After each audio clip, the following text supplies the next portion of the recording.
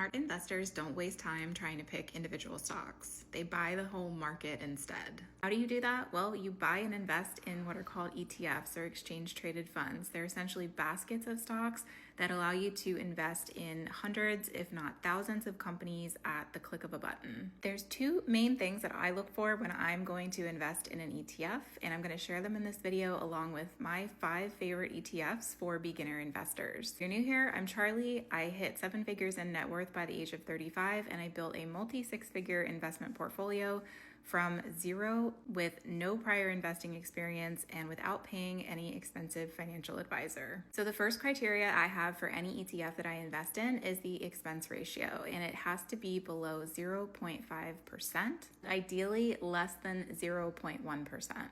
And the reason I do this is because even a 1% manager fee can add up to a lot of money over the life of your portfolio. So for example, if I invest $5,000 into an ETF like VOO, which has an expense ratio of 0.03%, on that $5,000, I would only be paying $1.50 per year in annual fees. Compare that to paying a manager fee of 1%, and you're paying $50 on that same $5,000 every year. My second main criteria is, do I understand what the ETF invests in? Because I don't want to put my money into something that I don't know where it's going or what it's being invested in. So I make sure to look at the entire holdings of the ETF. And you can find this on any brokerage site, Vanguard, Charles Schwab, Fidelity, etc.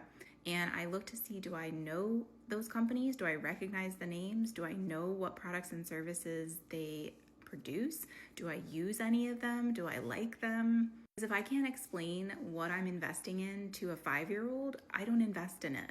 Here are the 5 ETFs that I would recommend as a beginner investor. And the first is VOO. This is Vanguard's S&P 500 ETF. It tracks the top 500 companies in the US. It has a very low expense ratio of 0.03% as of the date of this recording. And it has a very solid track record of 8 to 10% average annual returns. The next ETF is VXUS. This is Vanguard's international ETF, and it invests in about 8,500 companies that are located outside of the US and tracks the FTSE Global All Cap Index. Also has a very low expense ratio of 0.05%. The next ETF I recommend is QQQM. This is the Invesco NASDAQ 100 ETF that tracks the Russell 3000 index.